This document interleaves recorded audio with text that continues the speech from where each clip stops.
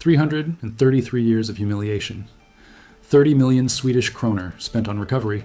An entire nation's military ambitions shattered in less than 20 minutes. On August 10th, 1628, in the heart of Stockholm's harbor, the most expensive warship ever constructed by the Swedish Empire began its maiden voyage. Thousands of spectators lined the shores. Cannons fired ceremonial salutes. Flags rippled in the wind. The ship was a floating fortress, a monument to Swedish power, a weapon that would strike fear into every enemy of the crown. 20 minutes later, it was at the bottom of the harbor. The Vasa, named after the royal dynasty itself, carried 64 bronze cannons worth more than the annual budget of entire provinces. Its hull contained over 1,000 oak trees, each carefully selected from Swedish forests. Its decorations alone cost what would today equal tens of millions of dollars. Hundreds of gilded sculptures, painted carvings, and ornamental lions that served absolutely no tactical purpose. All of it gone in the time it takes to watch a sitcom episode. But here's what makes this story truly breathtaking. This wasn't a freak accident. This wasn't a storm, a sneak attack, or an act of God. This was physics. Simple, unavoidable, entirely predictable physics. And everyone involved knew something was wrong. The shipbuilders knew, the captain knew, the admirals knew. But there was one person who didn't care what physics had to say about anything. King Gustavus Adolphus. And when a king's ego collides with the laws of nature, nature doesn't bend. It doesn't negotiate. It simply waits for gravity to do what gravity does best. This is the story of how a ruler's vanity, a nation's desperation, and a series of ignored warnings created one of history's most expensive and most avoidable disasters. This is about the moment when pride literally sank. To understand why the Vasa became a tomb instead of a triumph, you need to understand the man who ordered its creation. Gustavus Adolphus wasn't just any king. By 1628, he'd transformed Sweden from a frozen backwater into one of Europe's emerging superpowers. He was brilliant, ruthless, and possessed the kind of ambition that doesn't recognize the word impossible. He was also fighting a war he couldn't afford to lose. The 30 Years' War was tearing Europe apart. Catholic empires versus Protestant alliances. Sweden versus basically everyone with deeper pockets and bigger armies. Gustavus needed a miracle. He needed a weapon so powerful, so intimidating, that it would shift the balance of power in the Baltic Sea. He needed the ultimate warship. Not just a good ship, not just a functional ship. He needed a ship that would make enemies surrender at the sight of it. A floating castle that announced Swedish dominance before firing a single shot. So he commissioned the Vasa. The problem? Gustavus Adolphus was rarely in Stockholm. He was too busy actually fighting the war he was trying to win. He spent most of his time on battlefields in Poland and Prussia, hundreds of miles away from the shipyard. He couldn't oversee construction personally, but he could send letters. Lots and lots of letters. And in those letters, the king had opinions. Strong opinions. Opinions about everything from the height of the decks, to the placement of the cannons, to the style of the lion sculptures on the stern, especially the cannons. The original design called for the Vasa to carry a reasonable number of guns on a single gun deck. Standard practice, stable, safe. But Gustavus wanted more. He wanted 2 full gun decks, 64 bronze cannons total, twice what ships of similar size typically carried. The master shipbuilder, Henrik Herbertsson, was a Dutchman with decades of experience. He'd built dozens of successful warships. He understood naval architecture. He understood weight distribution. He understood what Gustavus was asking for was dangerous. But how do you tell a king, especially a king fighting for his kingdom's survival, that his dream ship violates the fundamental principles of buoyancy? You don't. You build what the king orders, and you pray physics will somehow make an exception. Henrik Herbertsson died in spring of 1627, before the Vasa was finished. Some historians believe he died of stress, exhausted by the impossible task of building a ship that defied every rule of naval construction he'd learned. His replacement, Henrik Jakobsen, inherited both the project and its problems. The Vasa was too narrow for its height. This wasn't opinion. This was mathematics. The ship stood over 160 feet tall, but was barely over 36 feet wide. It was essentially a skyscraper on a raft. The center of gravity was far too high, and the ballast, the heavy rocks placed in the bottom to keep the ship stable, wasn't nearly enough to compensate for the weight of 2 fully loaded gun decks. As construction neared completion, Admiral Klaus Fleming ordered a stability test. Here's how it worked. 30 men would run from one side of the ship to the other, simulating the rocking motion that would occur in actual sailing conditions. If the ship was stable, it would rock gently and return to center. The test began. The men ran from port to starboard. The ship lurched violently. They ran back. The ship tilted dangerously in the opposite direction. After only 3 runs, the admiral ordered them to stop.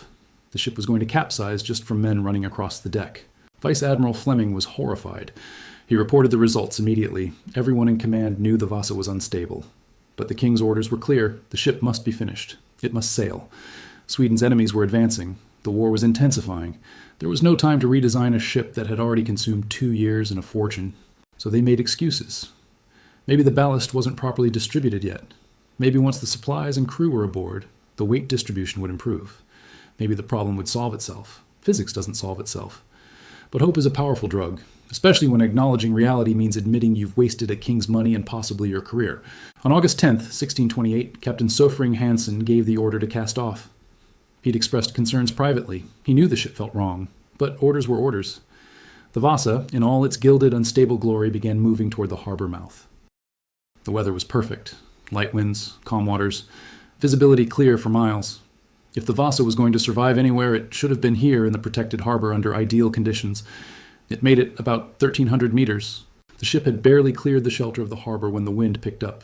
Not dramatically, just a normal gust, the kind any seaworthy vessel encounters dozens of times per voyage. The Vasa tilted to port, and kept tilting. Water began pouring through the open gun ports on the lower deck, the same gun ports that held those magnificent bronze cannons the king insisted on having. The ports were only about 3 feet above the waterline when the ship was level. The moment the Vasa tilted even slightly, they became gaping holes that invited the Baltic Sea inside. Captain Hansen shouted orders. Crew members scrambled. Some tried to close the gun ports, but water was already flooding in faster than they could react. The ship was designed to be operated by 433 men, but it sailed with only 150 aboard. Maintenance crews, officers, soldiers, and about 30 civilians who'd come along for the maiden voyage celebration. They had no chance. The Vasa rolled onto its side. Water cascaded through every opening. The magnificent lion sculptures, the gilded warriors, the carved biblical scenes, all of it tilted toward the sky as the ship went down. Some crew members managed to scramble through hatches and swim to safety. Others were trapped below deck in darkness as freezing water filled the compartments. 30 people drowned. 30 people who'd trusted that Sweden's finest engineers and shipbuilders had created something seaworthy. 30 people who believed that a king's vision was worth following into the unknown. The Vasa sank in 105 feet of water, close enough to shore that its masts remained visible above the surface, a humiliating reminder of failure that mocked Stockholm's skyline for weeks. The ultimate warship, the vessel meant to terrorize Sweden's enemies, had been defeated by a light breeze and basic hydrodynamics. When a national embarrassment of this magnitude occurs, someone has to pay. The Swedish government immediately launched an investigation. The Council of State demanded answers. How could this happen? Who was responsible? Whose head needed to roll? Captain Sofring Hansen was arrested and interrogated. Under intense questioning, he maintained he'd followed orders precisely. He'd raised concerns about stability. He'd commanded the ship exactly as trained. The surviving crew members were questioned. The shipbuilders were questioned. The admirals were questioned. Everyone pointed at everyone else. The shipbuilders blamed the captain for poor seamanship. The captain blamed the shipbuilders for faulty construction. The admirals blamed the rushed timeline. And absolutely no one, not a single person, dared to say what everyone knew. The king's design was the problem. How do you tell Gustavus Adolphus, the brilliant military strategist who'd won seemingly impossible battles, that his personal specifications had killed 30 people and destroyed Sweden's most expensive naval project? You don't. You find another explanation. Some blamed the ballast master for improperly loading the rocks that were supposed to stabilize the ship. Others suggested the crew hadn't been properly trained. A few even floated theories about sabotage. Maybe Polish spies had infiltrated the shipyard and deliberately weakened the hull. The truth was simpler and more damning than any conspiracy. The Vasa sank because it was fundamentally, mathematically unstable from the moment its design was approved. It was top-heavy, narrow, and overloaded with weaponry it could never safely carry. Every experienced shipbuilder involved knew it. They just couldn't stop it. In the end, no one was executed. No one was even seriously punished. Captain Hansen was eventually released. The investigation quietly concluded with vague findings about unfortunate circumstances and moved on. Because punishing individuals wouldn't change the real lesson. You cannot negotiate with physics, no matter how powerful you are. The immediate financial loss was staggering. The Vasa itself cost approximately 200,000 riksdaler, roughly equivalent to 5% of Sweden's entire annual budget.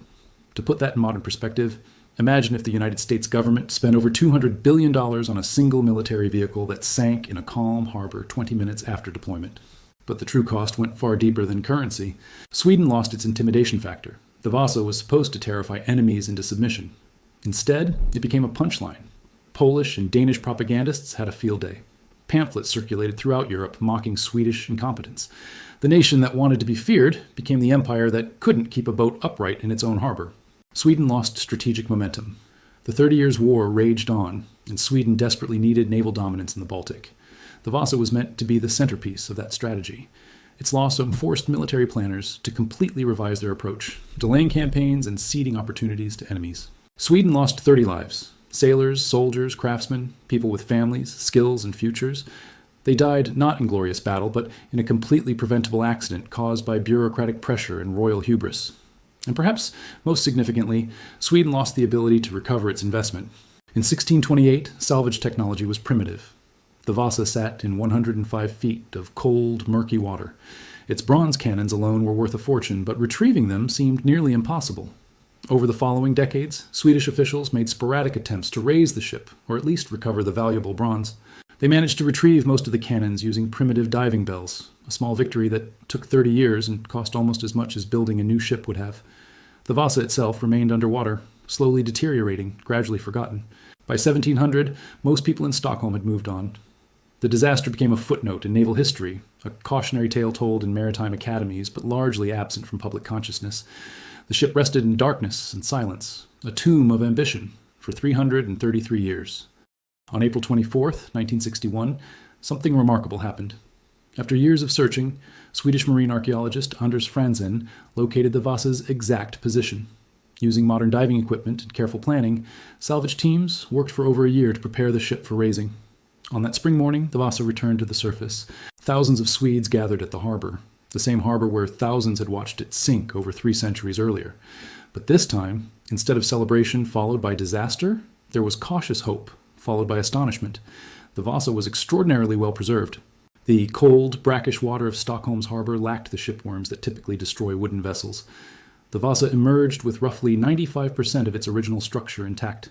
The gilded sculptures, the carvings, the ornamental lions, they'd survived. The hull was solid. Even the skeletons of sailors trapped below deck remained in position, offering haunting testimony to the disaster. The Swedish government immediately recognized the archaeological treasure they'd recovered. This wasn't just a failed warship. This was a time capsule from the height of Swedish imperial ambition, preserved in extraordinary detail. They built an entire museum to house it. Today, the Vasa Museum is Sweden's most visited museum, attracting over 1 million visitors annually. People from around the world come to see the ship that became more famous in death than it ever could have been in life. The irony is almost poetic. Gustavus Adolphus wanted the Vasa to be remembered as a symbol of Swedish power and military genius. He got his wish, just not the way he intended. The Vasa is indeed world famous. It's studied by engineers, historians, and tourists. It's appeared in documentaries and textbooks. But it's remembered as the ship that immediately sank because a king ignored physics. The Vasa's story didn't end in 1628, and it didn't end in 1961. It continues today, every time someone visits that museum in Stockholm, every time an engineer teaches about the importance of testing and stability, every time a leader faces the choice between ego and expertise. Because the Vasa wasn't just a ship, it was a perfect storm of institutional failure. It was about a king who loved grand gestures but couldn't attend to practical details. It was about craftsmen who knew the truth but feared speaking it. It was about bureaucrats who prioritized schedules over safety. It was about a culture that valued ambition over caution, appearance over function, pride over physics. Modern disaster analysis has a term for what happened with the Vasa: normalization of deviance. It's when small warning signs are repeatedly ignored until catastrophe becomes inevitable. The stability test showed problems, ignored. The shipbuilders expressed concerns, ignored. The captain felt the ship was wrong, ignored. Everyone knew, no one stopped it. This pattern repeats throughout history. The Challenger space shuttle exploding because engineers' warnings about O-rings were dismissed. The Deepwater Horizon oil rig disaster caused by ignored safety procedures. The 2008 financial crisis triggered by risks everyone recognized but few acted upon. The Vasa is their ancestor. It's the original cautionary tale about what happens when hierarchy overrules expertise, when political pressure drowns out technical reality, when the cost of admitting a mistake seems greater than the risk of continuing forward. Here's what makes the Vasa's lesson so enduring. The mathematics that doomed it in 1628 still apply today. Physics hasn't changed. Gravity hasn't become more forgiving. The laws of buoyancy don't care about your title, your ambitions, or your deadlines. A ship that's too narrow for its height will capsize, whether it's built in 1628 or 2028. An organization that ignores expert warnings will eventually pay the price, whether it's run by a Swedish king or a modern CEO. pride still sinks. The Vasa cost Sweden roughly 5% of its national budget. 30 lives, strategic military advantage, and international credibility. All preventable, all foreseeable, all avoidable. If anyone in the chain of command had possessed the courage to say 3 simple words, "This won't work." Today, the Vasa sits in its climate-controlled museum, its gilded sculptures gleaming under carefully calibrated lights, its oak hull preserved through painstaking conservation work. Millions of people photograph it, study it, marvel at its craftsmanship. But the ship's greatest value isn't its artistic beauty or historical significance.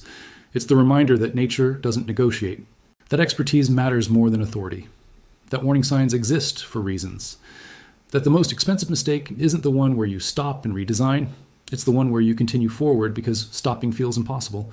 King Gustavus Adolphus got his legendary warship. It's become one of the most famous vessels in history, studied by students on every continent, featured in countless documentaries and academic papers, just not for the reasons he imagined. The Vasa stands as an eternal monument to a simple truth. You can argue with experts, you can ignore warnings, you can override caution with ambition, but you cannot argue with physics. And physics always gets the last word.